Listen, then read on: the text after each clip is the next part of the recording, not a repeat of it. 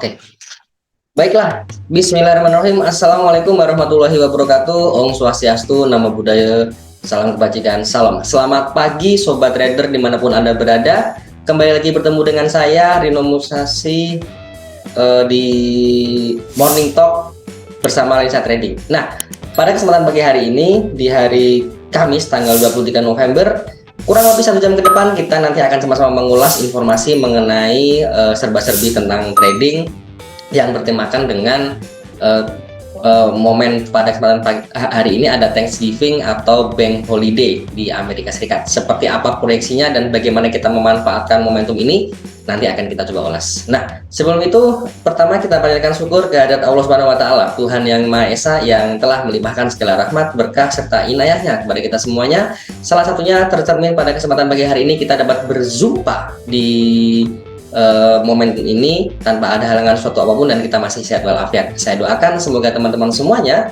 yang hari ini sudah hadir, sudah meluangkan waktu, sudah berpartisipasi, tetap sehat, tetap semangat dan lancar semua urusannya.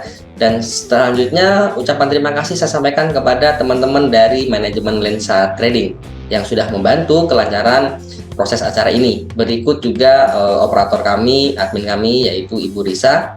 Semoga nanti acaranya lancar dari awal sampai akhir.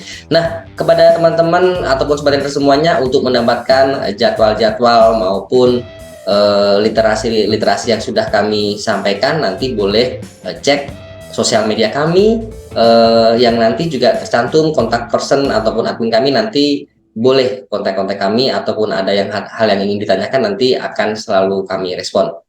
Baik, nah produk-produk atau servis yang kami tawarkan itu beberapa hal adalah yang pertama yaitu Morning Talk seperti pada kesempatan pagi hari ini. Lalu secara kontinu akan kami sampaikan edukasi teknikal bersama speaker-speaker kami.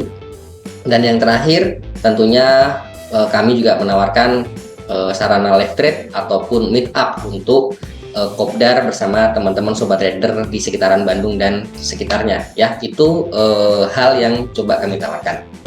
Nah, selanjutnya saya sampaikan juga tidak lupa bahwa semua yang kami sampaikan di sini baik itu literasi maupun proyeksi marketnya itu semua hanya sebatas referensi ya, bukan merupakan rekomendasi entry posisi. Karena seperti kita ketahui bahwa di bisnis perdagangan derivatif ini potensi maupun resikonya itu berbanding lurus, baik itu keuntungan maupun kerugian.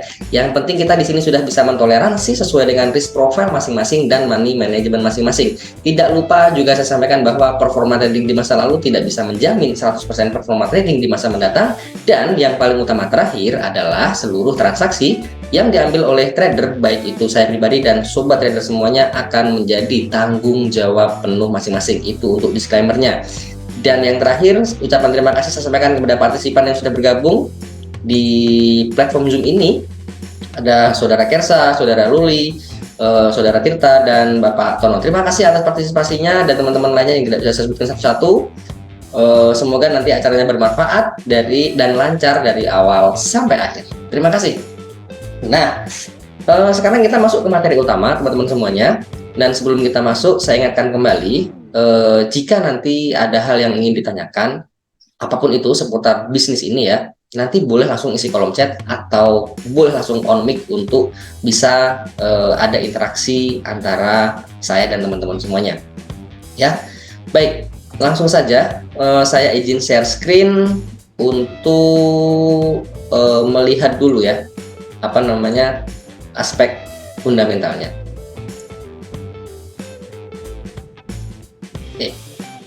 Pertama saya masuk ke kalender ekonomi dahulu.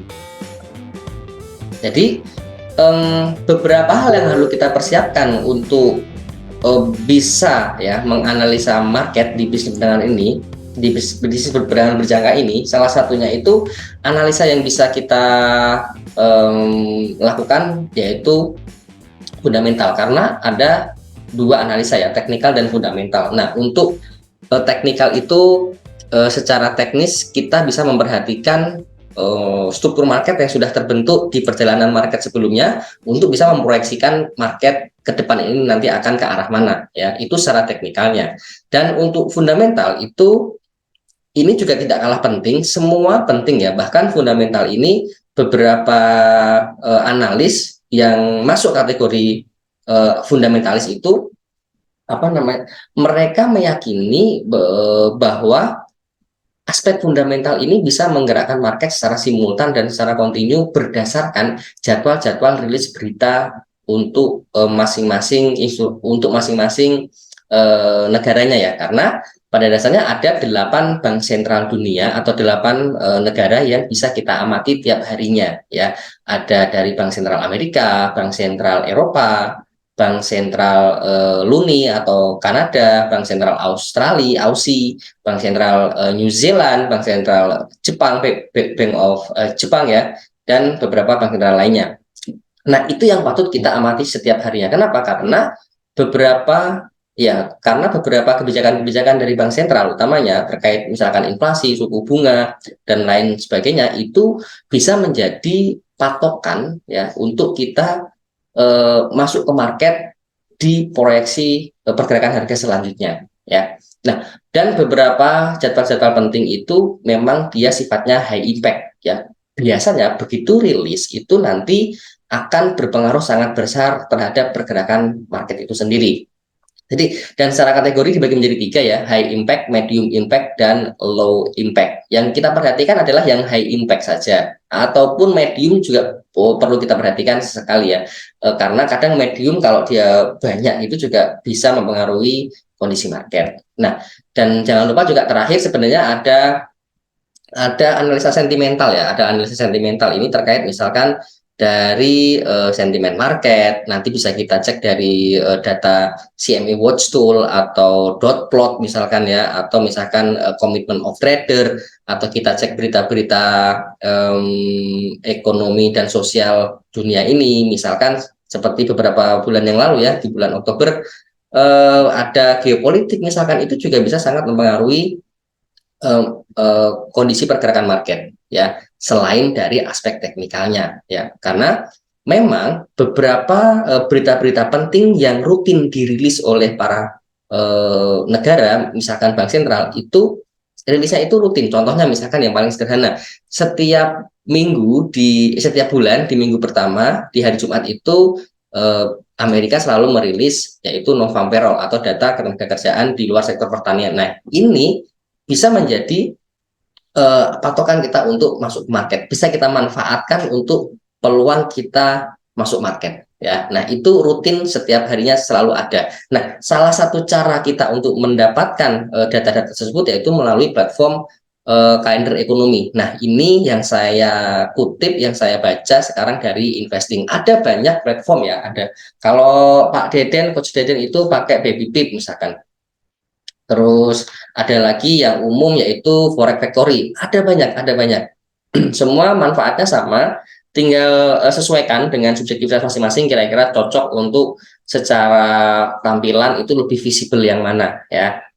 Nah, kalau ini saya contohnya pakai Investing. Nah, apa yang perlu kita perhatikan untuk membaca kalender ekonomi? Apa tahap-tahapannya ya? Yang pertama, kita cek dulu jadwalnya, bener nggak harinya sekarang ini. Nah, ini kita waktu hari ini ya, saat ini jam 10:13 GMT 07, waktu sekarang ya.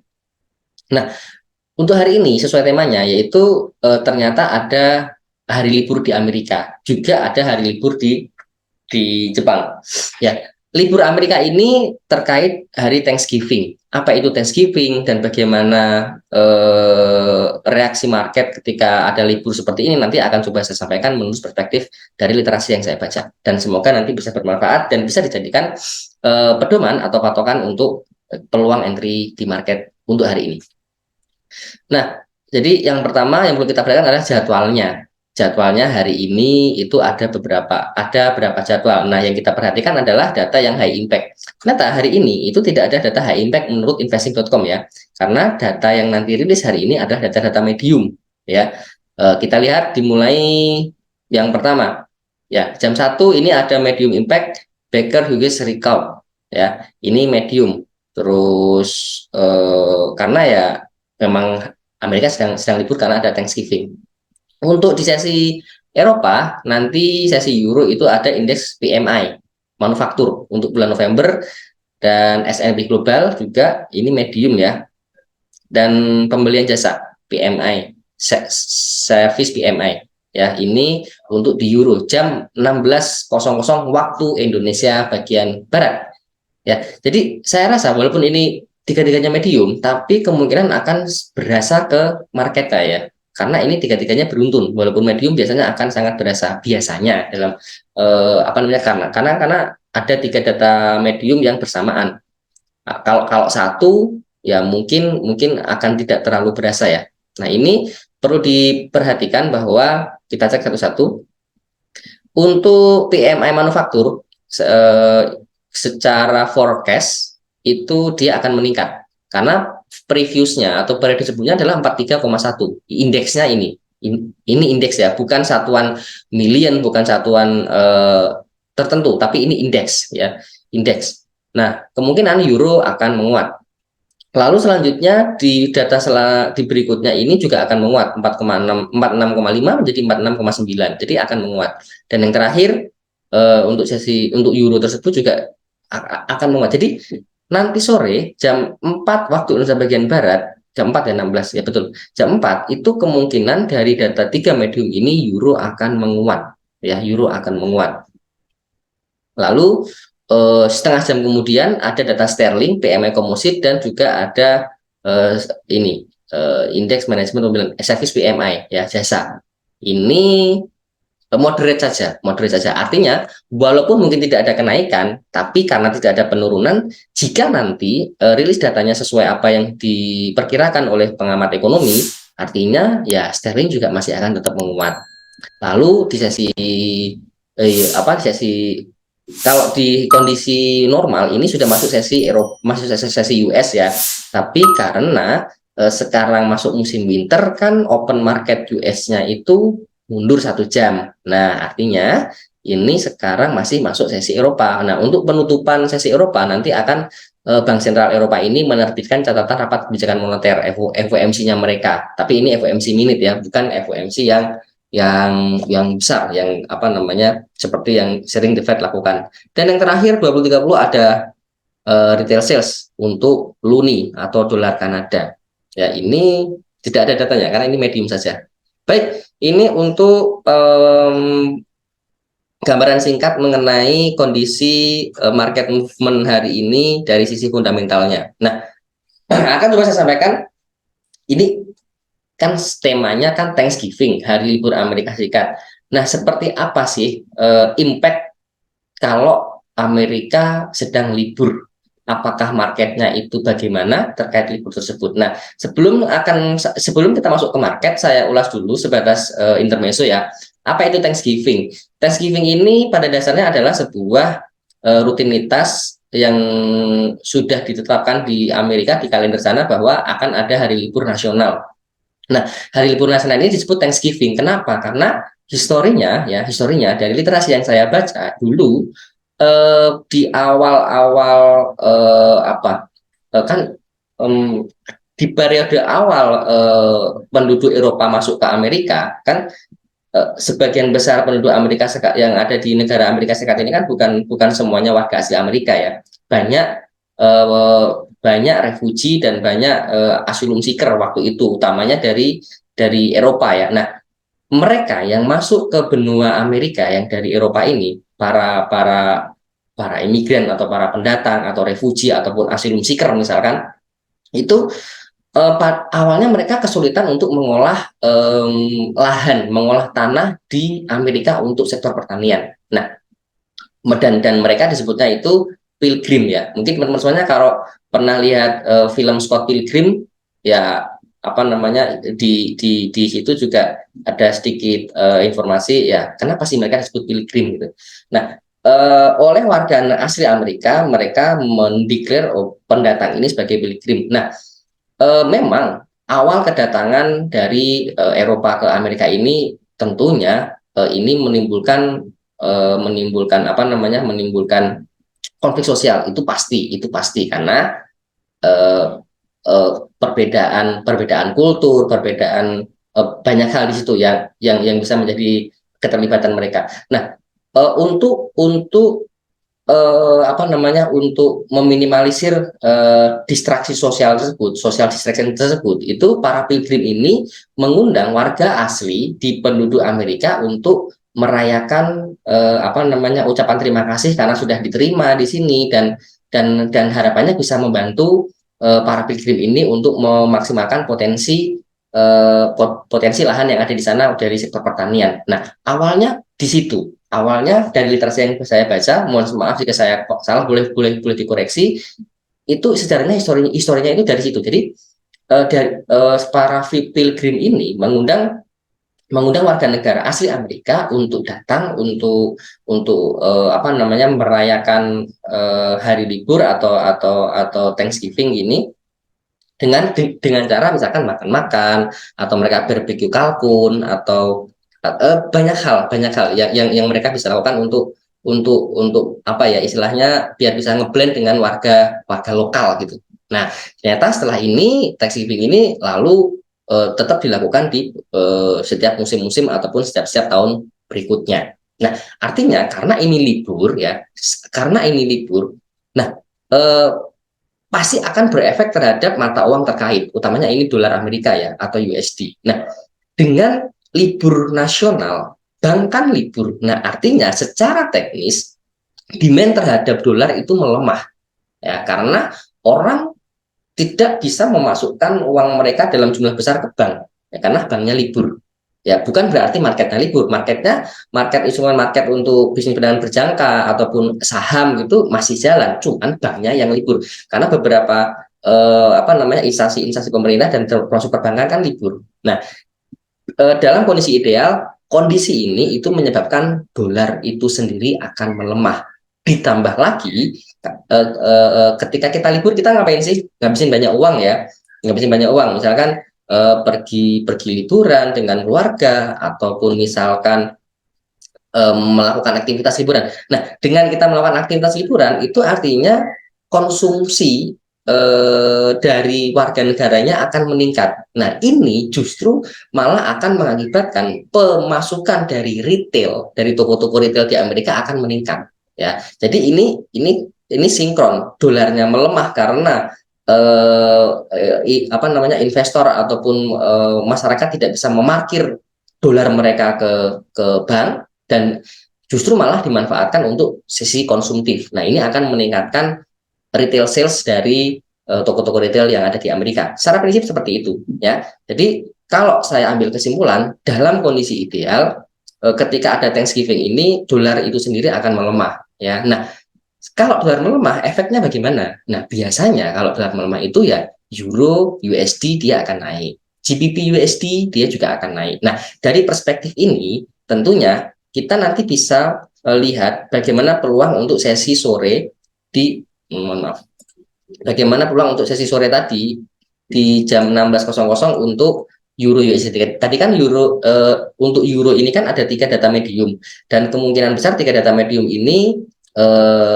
walaupun dia medium ya, itu tapi karena 3 berurutan mungkin akan berpengaruh sangat sangat sangat sangat kuat, akan berpengaruh kuat.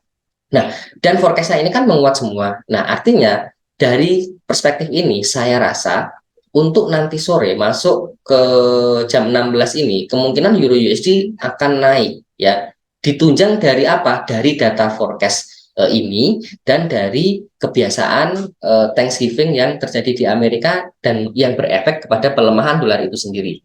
Prinsipnya seperti itu. Cuman tentunya tetap kita wajib cek dulu, tidak bisa kita telan mentah-mentah ya pemahaman ini. Jadi ini hanya kita bisa jadikan ini sebagai patokan, tapi tetap kita cek bagaimana kondisi marketnya. Kenapa? Nah, karena ini yang pertanyaan paling besar. Jika bank libur, jika perbankan libur, sektor ini libur, artinya siapa yang akan menggerakkan market nanti? Yang menggerakkan market nanti itu ini dari segi sentimen market itu kan, kalau dari Commitment of Trader atau COT itu ada tiga sektor ya, sektor komersil, non komersil, dan non reportable. Satu lagi sektor pemerintah ya. Nah, kalau perbankan ini dia nggak bisa menggerakkan market. Nah, siapa yang menggerakkan market? Artinya ini bisa jadi dari pemerintah ya. Tentunya apa pemerintah? Contohnya dengan adanya Thanksgiving, hari libur, pemerintah setempat atau negara bagian setempat kemungkinan besar pasti akan meningkatkan sektor wisata, ya, entah itu wisata lokal maupun wisata internasional, ya, wisata mancanegara. Nah, karena Thanksgiving ini tidak hanya ternyata diterapkan di Amerika, banyak negara-negara Eropa dan negara-negara sekitarnya itu juga sekarang menerapkan Thanksgiving, ya. Nah, libur itu kan nggak hanya di negara masing-masing, bisa masuk bisa ke lintas negara. Nah, dengan lintas negara ini kan juga akan mengaruhi nilai mata uang terkait, termasuk dolar itu sendiri. Kalau memang di Thanksgiving ini nanti, apalagi besok ada Black Friday, ya, ini mau weekend juga. Nah, kalau memang contoh misalkan salah satu negara bagian Amerika Serikat mencanangkan apa namanya sektor pariwisata untuk menarik wisatawan, nah artinya ini dolar malah bisa jadi menguat, ya. Kenapa? Karena nilai tukar dolarnya naik walaupun sektor perbankan tutup, gitu ya. Nah, tentunya ini yang bisa kita perhatikan nanti, bahwa kalau memang perbankan ini libur, perbankan tidak menggerakkan market, yang menggerakkan market mungkin nanti dari sektor pemerintah atau sektor non komersil atau bahkan dari pihak spekulan. Nah, ini yang wajib kita amati nanti. Jadi buat teman-teman semuanya yang cocok analisa fundamental, ini bisa menjadi peluang. Dan buat saya yang para chartis seperti saya, tetap harus saya kombinasikan dengan data teknikal di histori perjalanan harga yang sudah terbentuk untuk memproyeksikan data sebelumnya, setelahnya nanti. Ya, ini saya sapa dulu, sudah bergabung di sini, baru saja masuk Bapak Totok Bayu Aji. Terima kasih Pak Totok Bayu, sudah senantiasa hampir setiap hari ya Pak Totok ya masuk ya. Semoga cocok, nyaman, dan apa yang kami sampaikan bisa diterima dengan baik. Terima kasih Pak Totok. Nah, itu untuk perspektif dari apa ya, perspektif pengenalan dari fundamental hari ini dan untuk sentimentalnya. Nah, sekarang akan coba saya sampaikan dari sektor teknikal. Nah, namun sebelum itu saya mau cek dulu dari apa namanya, dari manajemen kami bergabung kembali di sini. Saya sapa sebentar, ada Bapak Suwandi Surawijaya. Terima kasih Pak Suwandi Surawijaya atas partisipasinya. Semoga apa yang kami sampaikan bisa diterima dengan baik dan bisa menjadi referensi Bapak ke depannya. Amin. Terima kasih. Saya mau cek dulu ya grup Telegram kami edukasi lensa trading. Nah, dan dari apa namanya, untuk menunjang kelancaran analisanya, di setiap harinya juga para analis kami itu merilis pernak-pernik yang bisa membantu, ya. Contohnya ini ada apa ya, ini flyer, ya, semacam flyer yang eh, bisa kita ambil informasinya. Contoh ini Kamis 23 November jam 15.30 waktu Indonesia bagian barat, ada manufaktur PMI Flash. Nah, di sini tuh ini sedikit ada perbedaan, ya. Dari perspektif ini ternyata PMI manufaktur flash ini itu high impact, ya. Di sini high impact. Cuman tadi kalau kita lihat yang di mana namanya, yang di kalender ekonomi, nah ini ternyata dia medium, ya. Jadi ada sedikit perbedaan, tapi nggak apa-apa. Apa namanya, karena memang mungkin masing-masing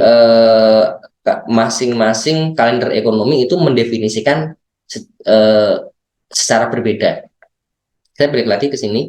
Nah, ini ada PM manufaktur, ya. Lalu kita juga menyediakan yesterday range. Jadi ini ada range yang sudah terjadi di hari kemarin, ya, open high low-nya, dan juga ada volumenya. Nah, terakhir kita juga ada daily bulletin yang bisa kita baca setiap pagi, ya. Jadi ibaratnya kalau misalkan eh, apa rutinitas yang biasa kita lakukan dulu ketika belum zaman modern ini kan, tiap pagi sebelum ngantor, sebelum berangkat aktivitas itu kan pagi-pagi ngopi sambil baca koran, gitu ya. Nah, ini daily bulletin, ya, sama, ini daily bulletin. Jadi ini koran harian tiap pagi.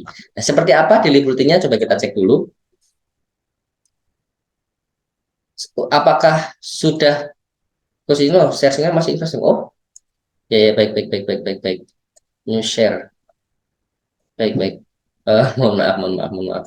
Saya suka lupa ganti share screen, ya. Nah, kalau ini udah, ya, Pak Ruli. Sudah ya, saya di bulletin.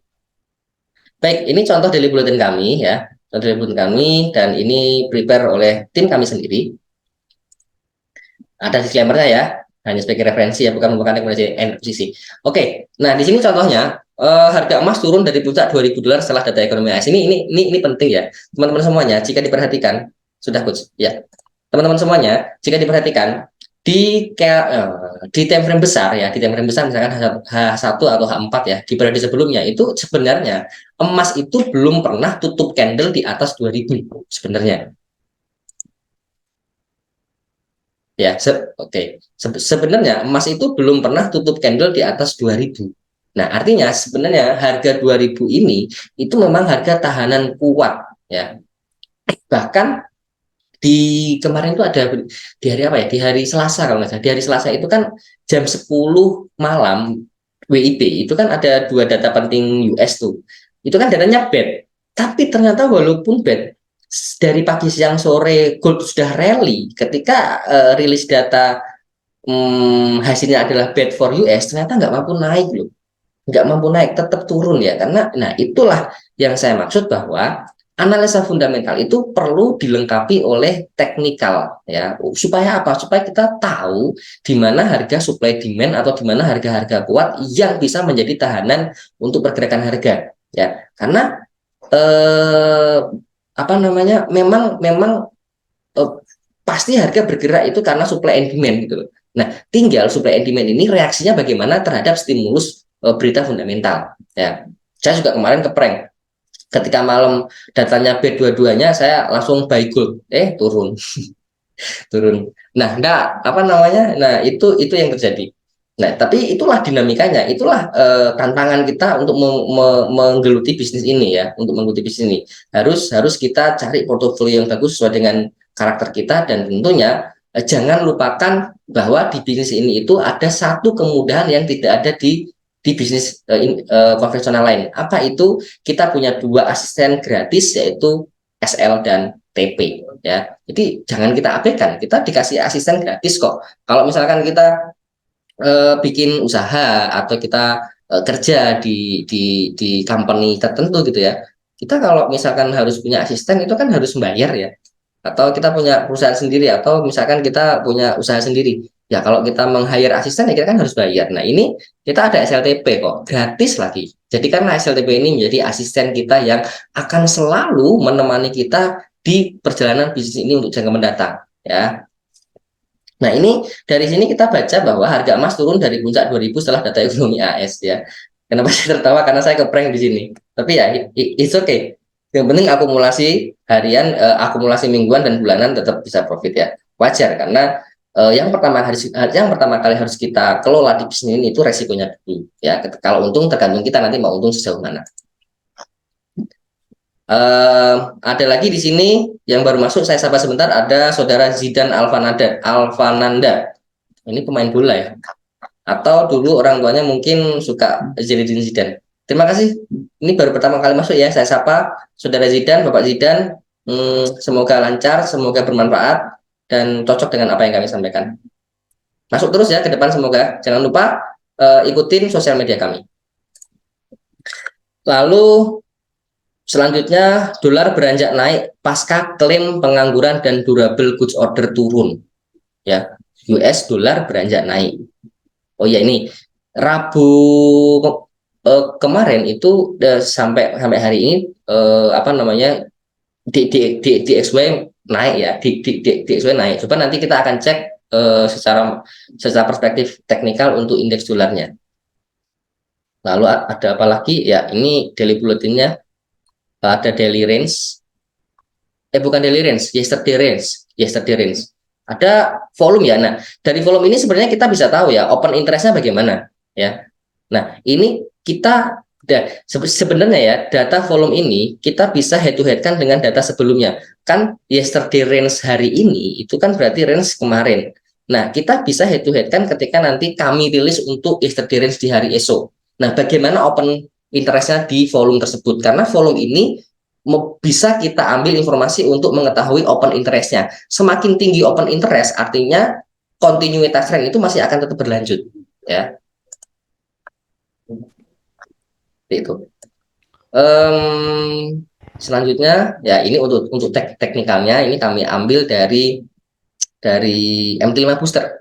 MT5 booster trading central. Kita ambil dari trading central. Salah satu apa itu trading central? Yaitu em, salah satu instrumen, salah satu alat yang secara automatically bisa membantu kita untuk menganalisa market secara teknikal ya. Jadi ini bisa secara automatically nanti bisa memberikan kita arahan-arahan sesuai apa yang kita mau. Misalkan pairnya apa, mau mau apa, mau akurasinya berapa dengan menggunakan teknik apa, ini akan membantu secara automatically. Semacam sinyal gitu kah Pak?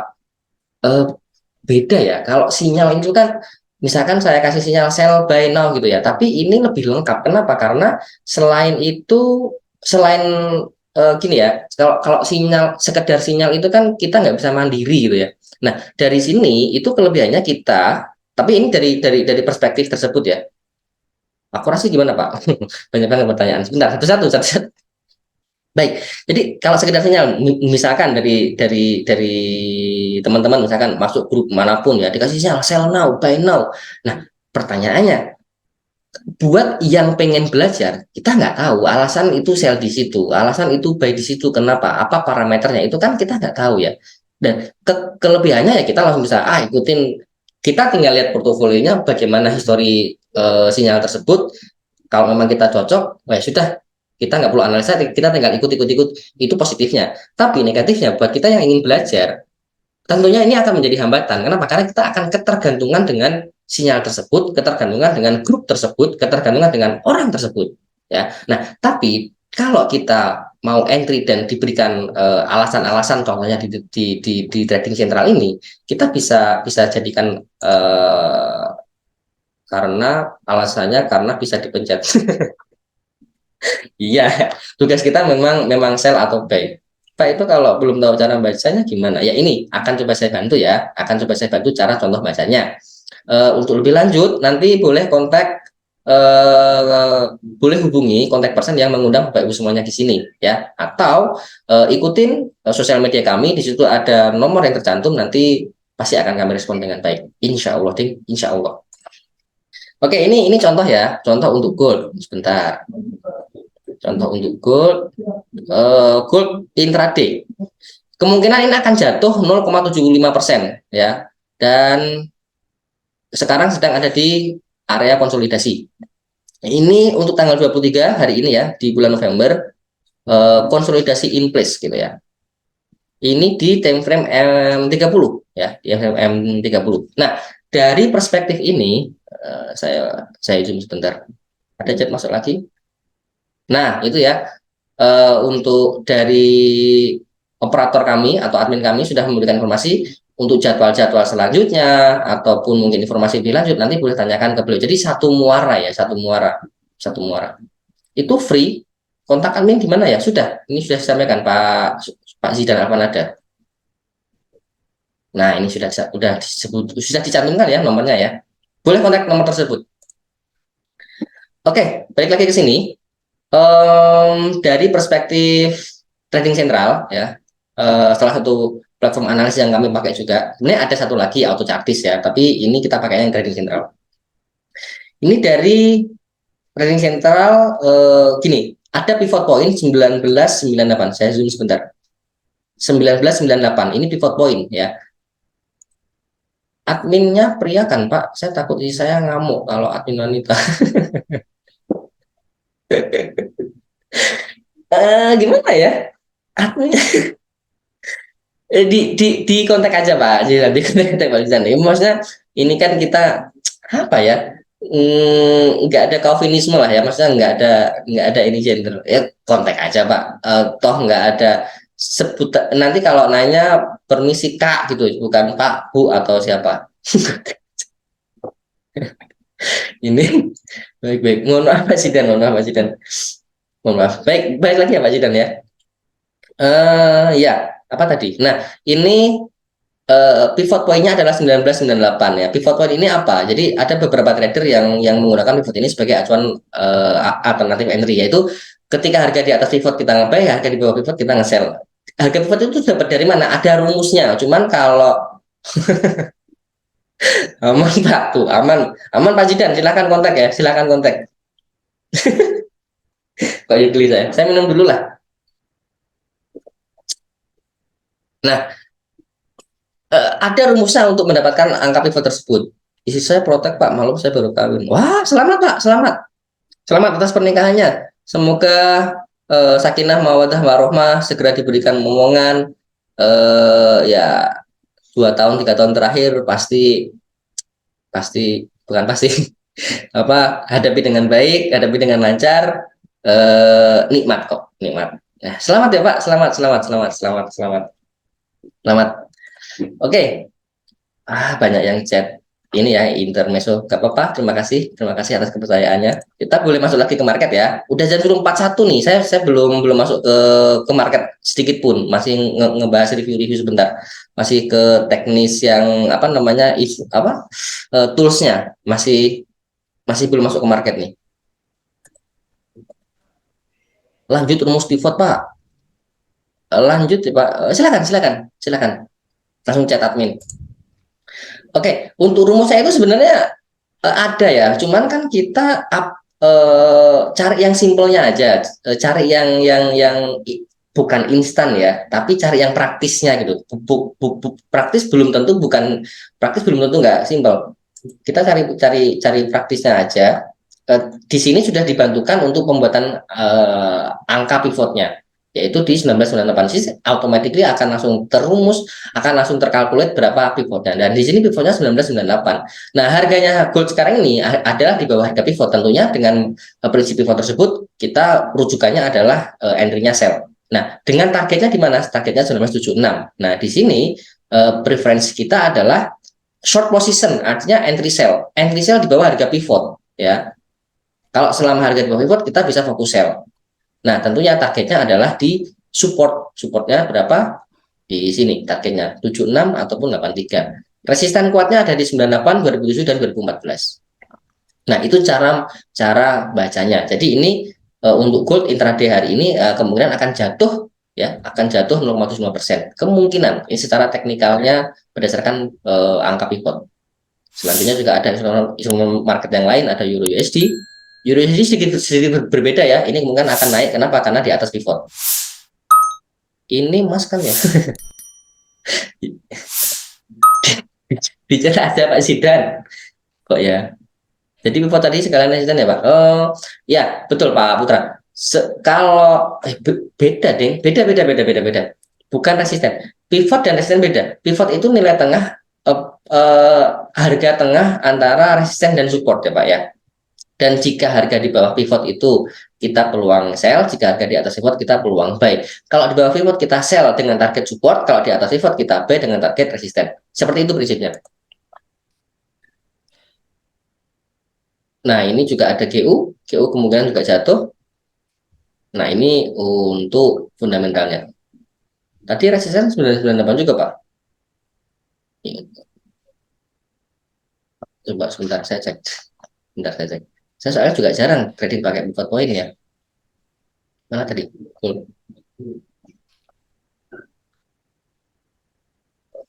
Oh iya, oh betul berarti. Oh iya betul betul betul. Berarti resisten satu itu sama dengan harga pivot. Maaf, koreksi jika saya salah. Terima kasih, terima kasih, terima kasih. Eh, Gini, secara teknis yang penting teman-teman semuanya tahu cara penggunaan apa key level ini. Halo Pak, halo. Wih, selamat malam. Ya. Terima kasih, terima kasih. Malah ngirim foto di sini. Gak apa-apa. Nanti kontak admin ya. Oke, ini daily bulletin sudah saya close. Saya izin share screen yang lain lagi. Oke. Siap Pak Jidan, baik silakan. Saya izin share screen untuk masuk ke market ya kita ya. Sudah sudah 10.45. Kita ke indeks dolar dulu. Kita ke indeks dolar. Siap. Oke. Kita ke indeks dolar atau DXY. DXY ini sebenarnya penting untuk kita amati ya, karena kita bisa memantau dolar ini sedang melemah atau menguat ya. Indeks DXY, indeks dolar. Jadi ini indeks dolar terhadap mata uang yang lain, terhadap lawan-lawannya. Nah, di kondisi ini indeks dolar melemah ya. Yuk kita cek pakai indikator ya. Nah, di sini kan ini bos juga, ini bos juga. Jadi dolar di mayor strength, di mayor structure itu turun. Walaupun kemarin mengalami penguatan yang cukup signifikan ya. Tapi di hari ini melemah ya. Nah, ini equal dengan kebiasaan yang terjadi di Black Friday. Ini equal ya, karena Black Friday, Thanksgiving. Karena prinsipnya biasanya Thanksgiving itu dolar melemah. Nah, ini dolar melemah ya. Dolar melemah dan target pelemahan itu bos itu apa Pak? Bos itu break of structure. Ini bagian dari struktur market untuk mengetahui struktur dia continue atau dia akan counter trend ya. Ini hanya struktur market sebagai penanda harga ini uh, uh, terbentuk strukturnya bagaimana. Nah, ini dan bos itu untuk kontinuitas tren. Nah, untuk yang sebaliknya untuk counter trend yaitu chop atau single marker. Untuk lebih jelasnya sudah kami sampaikan di video-video sebelumnya, nanti boleh cek di channel YouTube kami ya. Kalau suka jangan lupa like, comment, and subscribe gratis biar kami makin semangat untuk membuat video-video selanjutnya. Nah, ini indeks dolar tuh melemah ya, equal dengan kebiasaan. Wah, mantap. Ya, thanks sama-sama. Sesuai dengan equal dengan kebiasaan yang terjadi di Thanksgiving, dolar melemah. Seperti yang disampaikan di awal bahwa kenapa dolar melemah, karena bank tutup, demand terhadap dolar sendiri itu berkurang dan kecenderungan malah uang menghabiskan dolar untuk liburan, untuk berkumpul dengan keluarga dan lain-lain ya. Dolar melemah. Nah, kalau dolar melemah, market lain bagaimana? Yuk kita cek. Mana dulu? Ke forex ya. Biasanya Pak siapa itu lupa sering minta forex ya. Coba saya sampaikan ke forex. Coba saya tampilkan untuk forex untuk EU. Nah, dari hasil nanti saya mapping ini secara kontinu kami nanti akan share ke grup premium ya. Ya dua-duanya grup yang apa namanya yang dia bukan yang biasa sih, grup yang umum ya. Grup yang umum juga kami share, tapi untuk lebih detailnya, lebih lengkapnya, pair-pairnya dan apa namanya frekuensinya nanti akan kami share di grup yang premium. Nah, untuk Euro USD ternyata secara outlook korelasinya positif ya. Korelasinya searah dengan pelemahan dolar. Dolar melemah berarti euro kan harusnya naik. Nah, ini naik ya. Ini naik. Nah, terus sekarang proyeksinya bagaimana? Yuk kita cek. Ada Pak, lihat ada TikToknya, ada Pak Zidan, ada. Kok Pak Mas ya? Tadi masih muda fotonya. Nah, ini Mas Zidan. Ada. Nanti sekali lagi chat dari apa namanya? dari operator kami. Nah, dari time frame H1 kalau ini saya ganti aja ya. Karena ini settingan SND saya. Ini settingan SND saya ganti yang ini aja. Yang maaf. Nah, jadi ya itu betul. Terima kasih apa namanya admin. Terima kasih operatornya.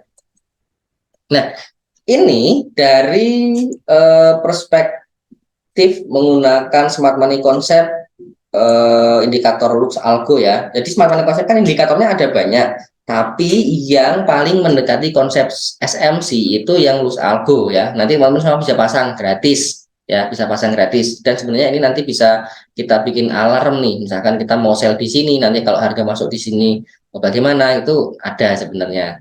Tapi itu nanti akan saya sampaikan di sesi berikutnya aja. Kita langsung saja. Nah, dari smart money konsep ini tren euro kan naik ya, naik ini ada push continue. Nah, kemarin sempat naik, lalu ada penurunan harga dan ternyata penurunan harga ini yang disasar adalah area ini, area demand yang di sini. Ini belum, walaupun belum fill terisi penuh ya, tapi di sini mantul dan naik lagi. Nah, dia ini kan bergerak meninggalkan demand. Aduh, saya ketinggalan sell di 1983, Pak. Gimana ya? Nanti nanti Pak Zidan. Itu nanti untuk gold ya. Nanti. Kita ke euro dulu. Nah, karena maaf saya minum. Karena euro US ini sudah meninggalkan demand, dia berarti mencari supply. Ya. Supply-nya di mana? Supply pertama di sini. Supply pertama di sini. Saya kasih zonasinya. Supply pertama di sini.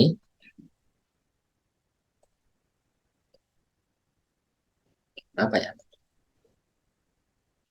Nah, ini supply terdekat. Tinggal nanti kita tunggu reaksinya. Izin off dulu. Silahkan Pak Putra. Monggo monggo. Eh, kita tunggu reaksi nanti harga di sini. Karena reaksi harga itu hanya ada dua. Dia membreakout atau dia rebound ya. Nah, ciri-cirinya bagaimana? Ya nanti kita cek untuk apa namanya, misalkan muncul seperti Pak Deden kemarin sampaikan. Lupa belum masih makan sapi, udah makin-makin. Wah, ya. Silakan Pak Putra, monggo monggo. Sama-sama. Semoga nanti cocok dan rutin masuk ya di edukasi kami, Pak. Semoga kalau cocok nanti boleh masuk terus.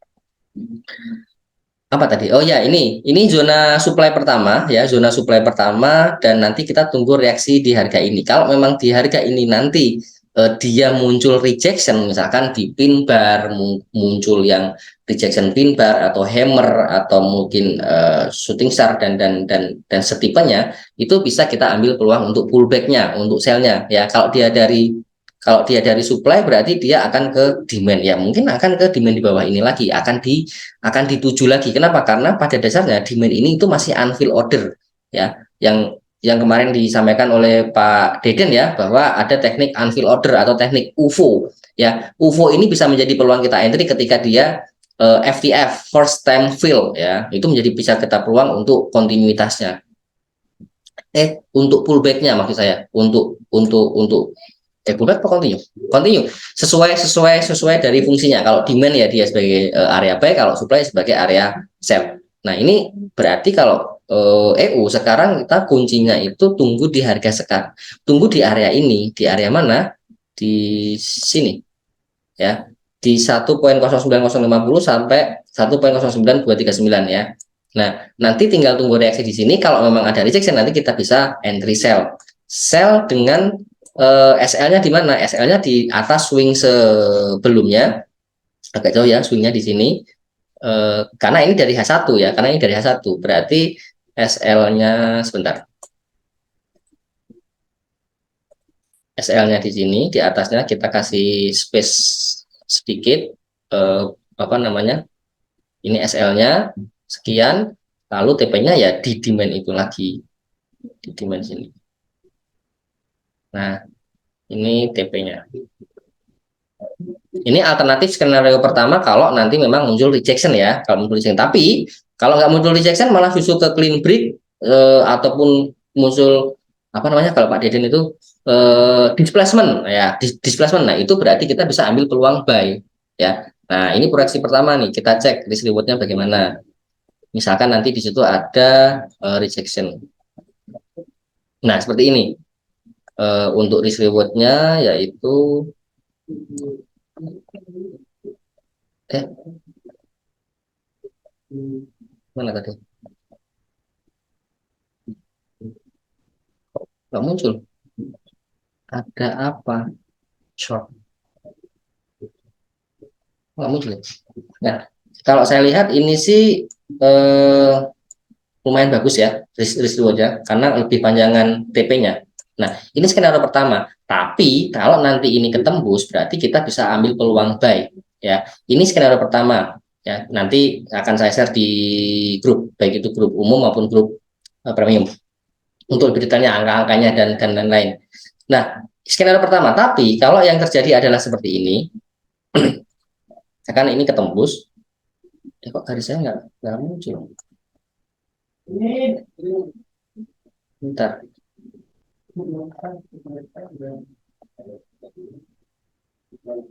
Nggak muncul ya. Sebentar, sebentar. Sebentar.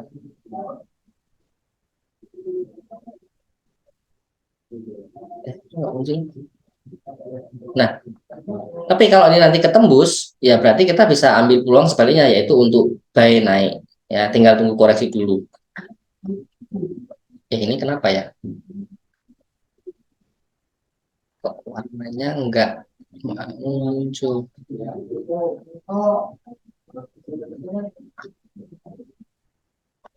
Kita coba ke market yang lain.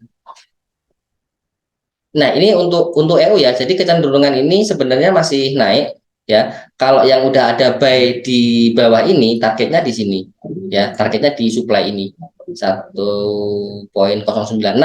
Ini targetnya. Ini target yang akan disasar. Sebenarnya dari kondisi apa namanya? Dari kondisi mayor strukturnya EU dan gold tumben searah. Oh iya kah? Sebentar ya, sebentar. Seperti itu.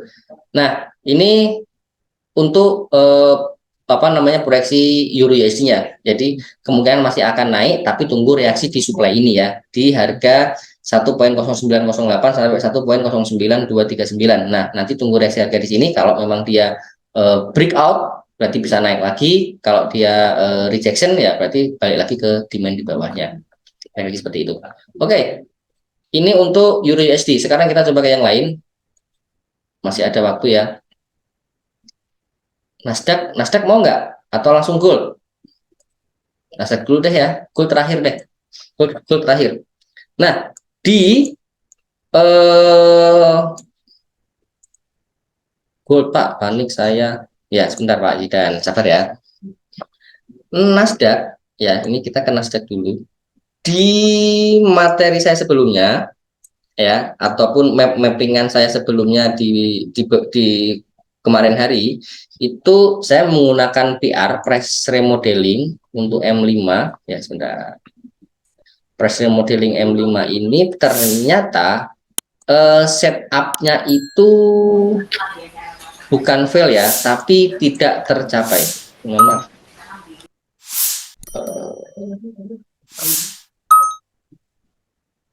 Ya, setupnya itu, ini saya sudah recording belum? Sudah ya. Setupnya itu tidak tidak bukan fail ya, tapi memang tidak terpenuhi ya, karena saya akan nge-buy di area PR ini ya, price modeling ini, tapi ternyata harga nggak turun, malah langsung lanjut naik. Ini SMC-nya saya matiin karena saya nggak pakai SMC. Nah, setupnya ini dan nggak masuk ya, ini tidak terisi. Kenapa? Kemarin itu kenapa saya menyasar apa mengambil peluang di area ini, karena ini sudah terisi dan saya pikir ini akan terisi lagi, akan double fill gitu ya. Tapi ternyata tidak. Ternyata ini sudah first time fill-nya sudah diisi, lalu dia nggak ngisi lagi. Nah, ini saya hapus seperti ini ya. Distribute ratio-nya juga ini saya hapus. Ini saya hapus. Nah, PR ini setupnya nggak jalan karena tidak apa namanya tidak masuk ke zona itu. Nah, tapi yang bekerja adalah setelah dia naik, dia memberi PR yang supply ini ya. Nah, ini bisa jadi zonasi selanjutnya. Jadi ini apa berubah sifat, yang tadinya dia pressure modeling supply, dia menjadi demand. Kalau order block ini menjadi breaker block gitu ya, dan ini masih memitigasi. Nah, untuk yang ini kan target PR, ini kan PR yang kemarin ya, yang di sini swing ini. Nah, ini sudah nggak fresh, ini kita abaikan. Nah, kemarin PR yang di mana ini masih berlaku, dan ini sudah nggak fresh ya, ini sudah nggak fresh. Kalau ini masih bisa dipakai di kemarin. Nah, dari sini aja. Nah, sekarang untuk Nasdaq ini bagaimana? Sama ya, Nasdaq ini bias trennya itu masih naik. trennya masih naik. Nah, berarti kita masih bisa fokus buy di mana? Kita cari PR-nya lagi. Untuk Nasdaq kita cari PR-nya di M5. Untuk yang ini sudah terfill. Ini juga ada PR ya. Maaf. Ini sell set liquidity. Nah, ini PR-nya, dan PR ini sudah jalan. PR ini juga udah jalan ya. Nah, ini kan sudah terfill ya. Begini cara baca PR. Di sini ada sell set liquidity, ada buy set, ada swing high ke break, ada low ke break, swing high ke break, low diikuti high ya, swing low diikuti ke high, di break ke high. Nah, setelah dia meninggalkan, dia nge-break ini, lalu dia balik lagi. Nah, ketika first time inilah menjadi area kita entry. Nah, ini price action, apa namanya, ini sharp entry ya, sharp entry, karena ternyata bagus banget untuk Nasdaq ya. Begitu masuk kita langsung ambil buy, SL di bawah swing, di bawah likuiditas ini, dan masih bagus. Di sini zero floating waktu itu berarti. Tapi ini saya nggak dapat momentum ini karena pas bukan saya ngisi materi, dan saya juga nggak pas lihat. Nah, sekarang di kondisi sekarang, nah sekarang di kondisi sekarang bagaimana? Di kondisi ini, ya ini ada displacement ya, kata Coach Dedian ada displacement, ada kalau di kondisi ini untuk PR-nya, sebenarnya PR-nya yang ini ya, sebenarnya PR-nya yang ini, karena swing yang terakhir kan yang ini uh, ini low ke break diikuti high ke break ya, berarti ini zona area PR demand juga. Ini pressure modeling demand, ketika harga masuk sini kita bisa ngebaik, oh ini sudah masuk zona. Wah, sekarang masuk zona ya. Jadi dari perspektif ini kita bisa ambil peluang buy, teman-teman semuanya. Pas nih. Kita bisa ambil peluang buy. SL-nya di mana? Nah, ini kita nemu setup ya. Kita nemu setup pas di zona ini kan masih first ya. Ketika dia meninggalkan, ini dia kan masuk yang untuk pertama ya, masuk yang untuk FTF ini, first time fill. Ini ketinggian ya, sebentar, ini kan ini terakhir ke sini. Areanya ketinggian terlalu besar karena ini di sini.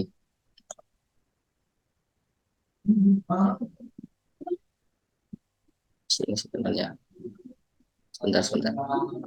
Saya salah. Nah, segini sebenarnya.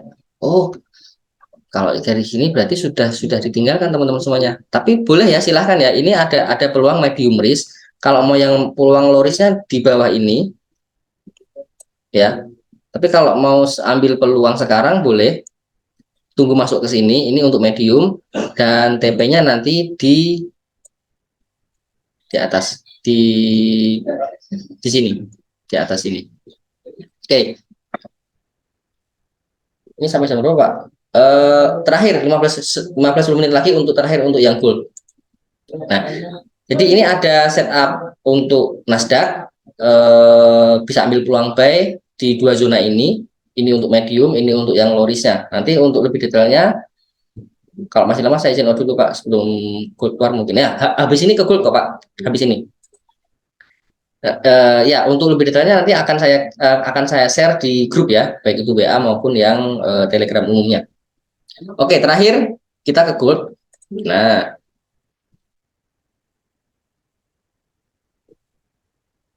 kita ke gold.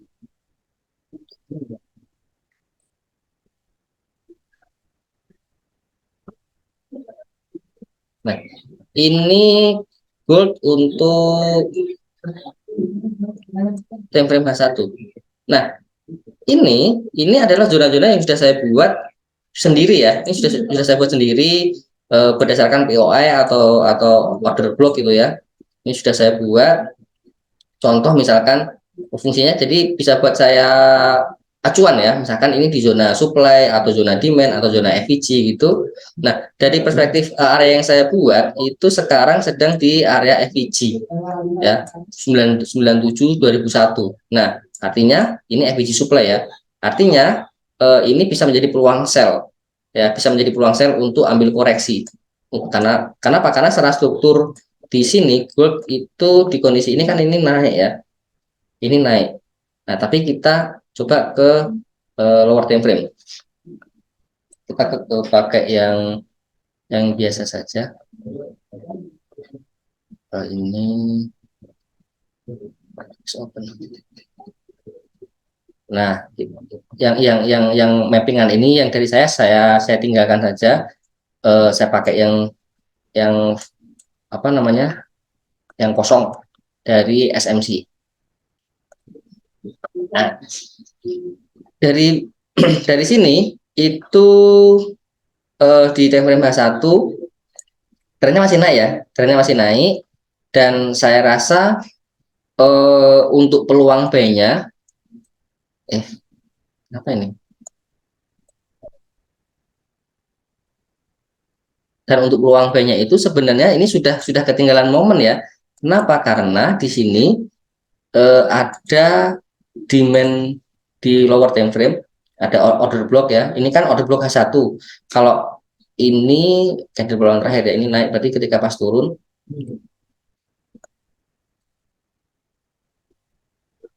kok nggak bisa bikin kotak. Lihat ya. Nah, di sini ini di area order block ini, antara area ini sama ini itu ini ada order block dan ini sudah termitigasi ya. Nah, tapi ini di lower time frame kita cek. Kalau ke lower time frame kemungkinan dia akan kelihatan jelas. Koneksinya.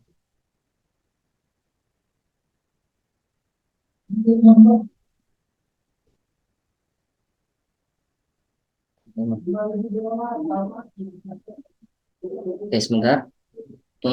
Mana tadi? Nah, ini ke M5. Nah, di M5 ini dia tadi bereaksi ya. Bereaksi di order block ini. Nah, di sini. Nah, sekarang koneksi kurang bagus, Pak. Iya nih. Mohon maaf, mohon maaf. Mohon maaf. Oke. Nah, di sini saya ke H1 dulu biar kelihatan apa namanya perspektif yang kuatnya. Nah, kalau saya pribadi nanti ya saya tunggu reaksi harga di zona ini, di di zona ini 98 sampai 2006 ya, tunggu karena ini kan sudah mau mendekati masuk sini ya. Nah, kalau di sini nanti dia ada rejection, nanti akan saya ambil peluang sell. Tapi kalau di sini clean break ya, clean break ada displacement, nanti saya akan ambil peluang buy. Jadi untuk gold sebenarnya sekarang masih wait and see dulu, masih wait and see untuk tunggu reaksi harga di area ini, di area supply. Nanti tunggu dia masuk supply dulu, bagaimana reaksinya ya. Kalau mau buy yang paling bagus itu di sini 65 sampai 72 73, tapi kalau mau sell ya tunggu masuk di sini. Tinggal nanti kita lihat reaksi harganya, koreksi terjauh turun kemana Pak. Baik, kalau misalkan nanti di zona ini itu ada rejection, ini kan area supply, koreksi terdekat ya berarti di sini di 65 sampai 72, ini koreksi ya. Karena ini kan di H1 ya, berarti kalau supply H1 berarti targetnya juga demand H1 di 72 sampai 64, kemungkinan seperti itu kalau memang ada koreksi dan ada retrace ya, ada retrace. Tapi syaratnya apa? Syaratnya yang muncul di sini ada rejection, muncul konfirmasi market di lower time frame dan lain-lain. Tapi untuk sementara belum. Demand bawahnya itu time frame berapa? Demand bawahnya ini H1 ya. Ini saya lihat kan dari time frame H1.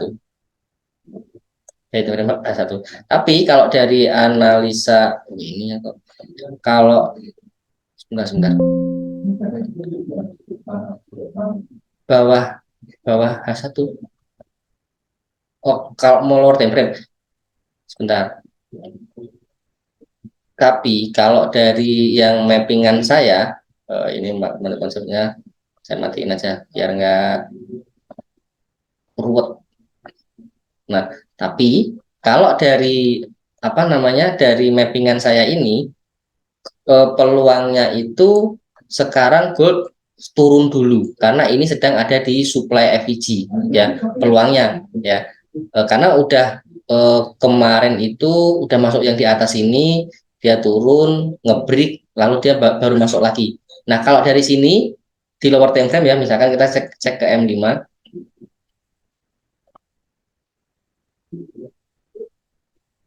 Nah, ini ada tapi ini bukan engulfing, bukan tree inside up ya, bukan tree inside down. Nah, ini berpeluang turun dulu. Kalau kalau dari lower time frame ya, dari M5 ini berpeluang turun dulu ke sini. Ya, ke 87, 88 ke sini. Karena terakhir dia mantul di sini, di FVG ini. Yang pink ini FVG ya. Seperti itu.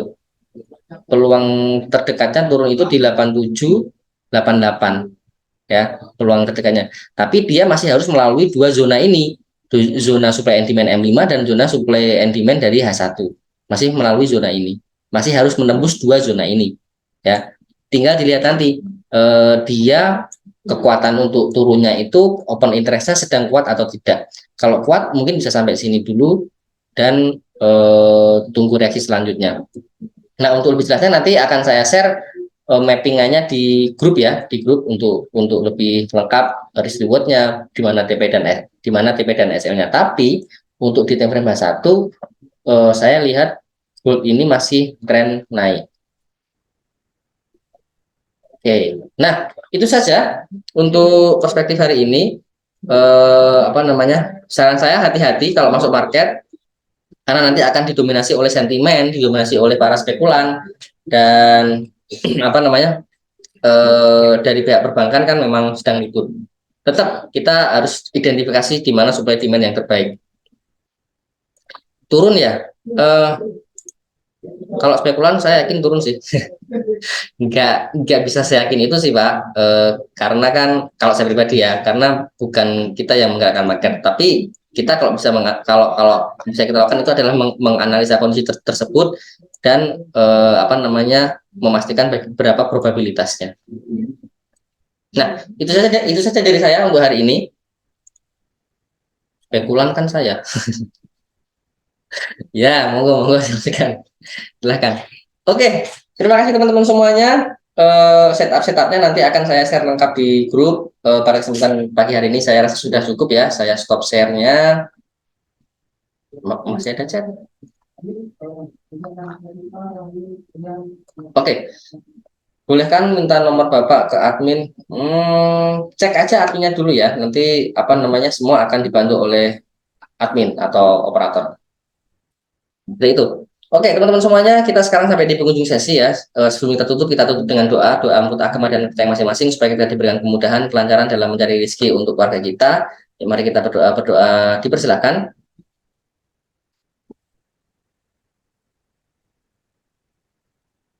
Amin. Teman semuanya, terima kasih atas waktu dan partisipasinya. Jika ada hal baik yang kami sampaikan itu murni atas izin dari Allah. Jika ada kesalahan dalam saya menyampaikan, saya minta maaf yang sebesar-besarnya. Terima kasih atas kehadirannya. Sampai ketemu lain waktu. Tetap sehat, tetap semangat. Saya Rindu Musasi undur diri. Salam profit. Wassalamualaikum warahmatullahi wabarakatuh.